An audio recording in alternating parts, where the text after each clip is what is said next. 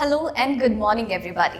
मैं वैशाली गोगे आप सभी का स्वागत करती हूँ हमारे चैनल पर और आप देख रहे हैं खबरें फटाफट।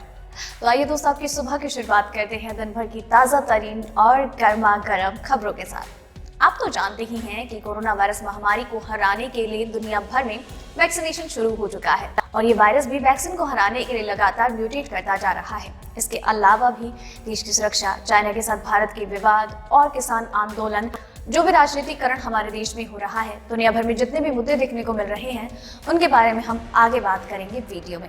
तो वीडियो के साथ एंड तक बने रहिएगा। इससे पहले कि हम बाकी खबरों की ओर बढ़े, आइए एक नजर डाल लेते हैं सुर्खियों की ओर। पूर्वी लद्दाख का दौरा करेगी रक्षा मामलों की संसदीय समिति।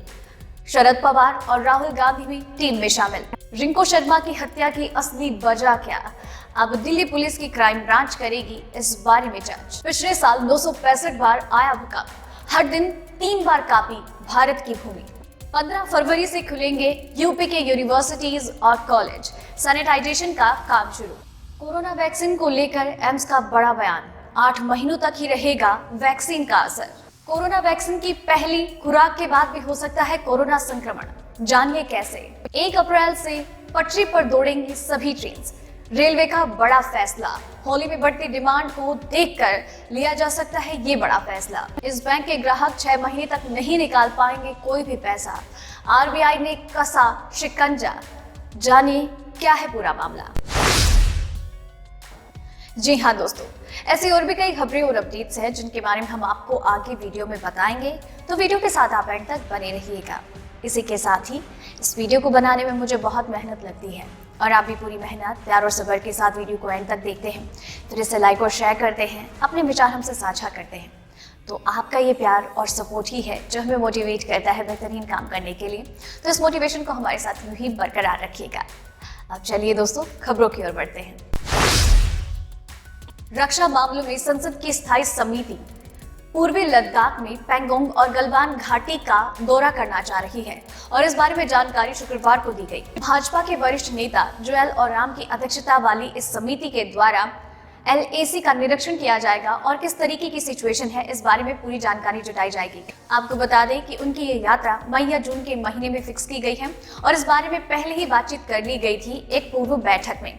इसी के साथ ही आपको बता दें कि उनकी इस समिति के सदस्य है राहुल गांधी और शरद पवार भी, और वो भी इस दौरान गलवान घाटी और पैंगोंग क्षेत्र में जाकर एक दौरा करने वाले हैं और इसके साथ ही एक रिपोर्ट भी पेश करेंगे। लेकिन उससे पहले कि वो इस यात्रा पर जाएं, उन्हें सबसे पहले सरकार से इस बारे में अनुमति लेनी होगी।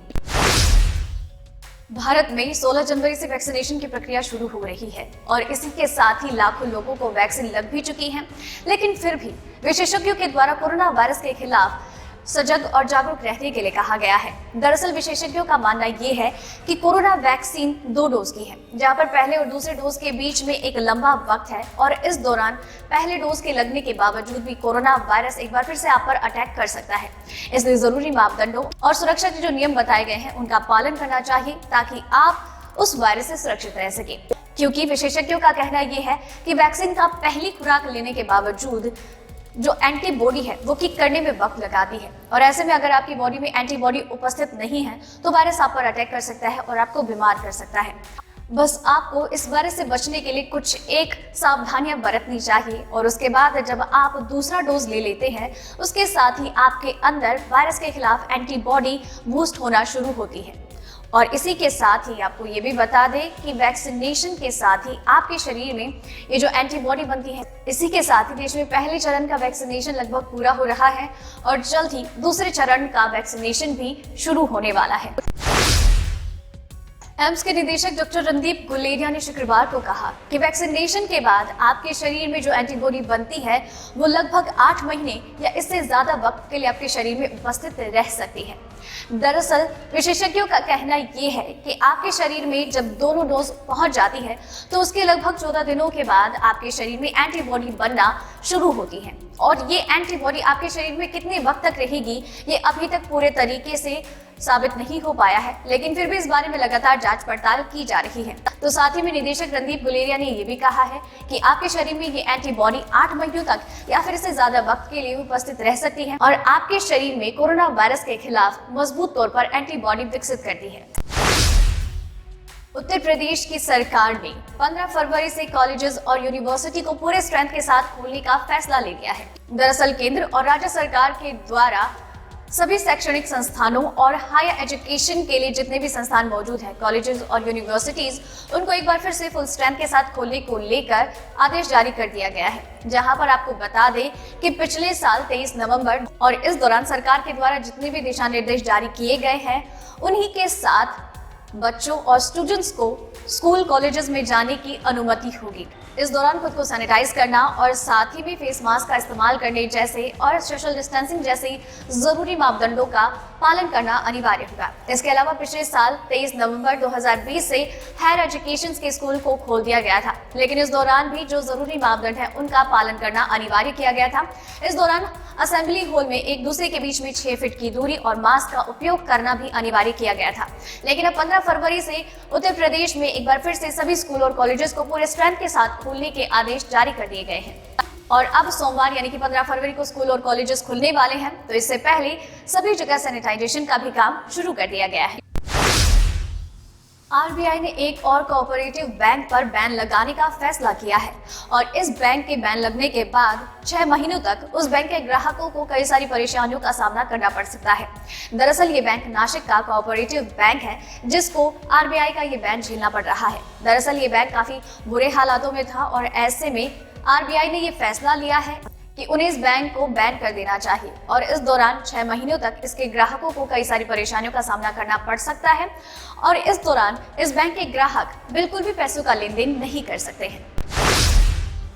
देश में कोरोना वायरस के नए मामले काफी समय से 20,000 से नीचे बने हुए हैं। भारत में पिछले 24 घंटे में कोविड-19 के 12,143 नए मामले सामने आए, जबकि इस दौरान 11,395 लोग ठीक हुए, जिसके चलते कोरोना के एक्टिव केसेस की संख्या बढ़ रही है। बीते 24 घंटे में 12,413 नए मामले सामने आए थे, जिसके बाद कुल मामलों की संख्या 1.08 करोड़ हो गयी। बीते 24 घंटों में एक दिन में वायरस की वजह से 103 लोगों की मौत हुई और इस वायरस की वजह से देश में अभी तक 1,55,550 मरीजों की जान जा चुकी है।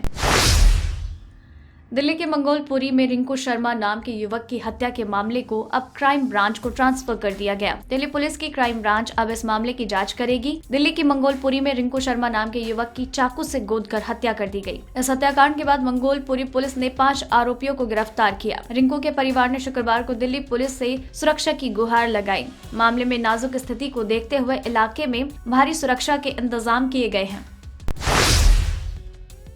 12 फरवरी की रात पूरा उत्तर भारत तजाकिस्तान में आए भूकंप की वजह से कांप गया। क्या आपको पता है कि पिछले साल भारत की धरती कितनी बार हिली थी? साल 2020 में कई बार देश के लोगों ने भूकंप के छोटे बड़े झटके महसूस किए। पिछले साल 1 जनवरी से लेकर 31 दिसंबर तक भारत की धरती 965 बार हिली, यानी हर दिन करीब 3 बार। इन 965 भूकंप के झटकों में से 13 झटके दिल्ली एनसीआर में महसूस हुए। ये सभी 965 झटके 3 तीव्रता या फिर उससे ऊपर के थे। पिछले साल 6 तीव्रता के 2 ही झटके महसूस हुए, जबकि 25 बार 5 से 6 तीव्रता के भूकंप आए। सरकारी तेल कंपनियों ने आज लगातार 5वें दिन पेट्रोल डीजल के दामों में वृद्धि की। दिल्ली में पेट्रोल 88.44 रुपए और डीजल 78.74 रुपए। मुंबई में पेट्रोल 94.93 और डीजल 85.70 रुपए। कोलकाता में पेट्रोल 89.73 और डीजल 82.33। चेन्नई में पेट्रोल 90.70 और डीजल 83.86 रुपए प्रति लीटर है। रेलवे यात्रियों के लिए बड़ी खबर है। 1 अप्रैल से सभी ट्रेन पटरी पर दौड़ने लगेंगी। जी हां, मिली एक्सक्लूसिव जानकारी के अनुसार भारतीय रेलवे 1 अप्रैल 2021 से सभी ट्रेन को परिचालन शुरू करने वाला है। इसके लिए रेलवे ने तैयारी भी पूरी कर ली है। दरअसल 29 मार्च को होलिका त्योहार है, जिसमें ट्रेन की भारी डिमांड होती है, इसलिए यात्रियों को ट्रेन के लिए मारामारी न करनी पड़े, इसलिए रेलवे 1 अप्रैल से सभी ट्रेन को पटरी पर उतार सकता है। इसमें जनरल, शताब्दी और राजधानी सभी तरह की ट्रेनें चलाई जाएंगी। सूत्रों का ये भी कहना है कि कोरोना की स्थिति को नियंत्रण में रखते हुए रेलवे सभी ट्रेनों को चलाने की इजाजत दे सकता है। तो दोस्तों, आज के इस वीडियो में बस इतना ही। खबरों का ये सिलसिला यही खत्म करते हैं, लेकिन आप तक खबरें यूं ही लगातार पहुंचाते रहेंगे। आप बस चैनल के साथ बने रहिए और चैनल को सब्सक्राइब कर लीजिए। और आपको वीडियो पसंद आई तो इसे लाइक और शेयर कीजिए, और वीडियो को एंड तक देखा है तो खबरों के बारे में अपने विचार हमसे साझा कीजिए। साथ ही में अपना नाम मेंशन करना बिल्कुल मत भूलिए। धन्यवाद।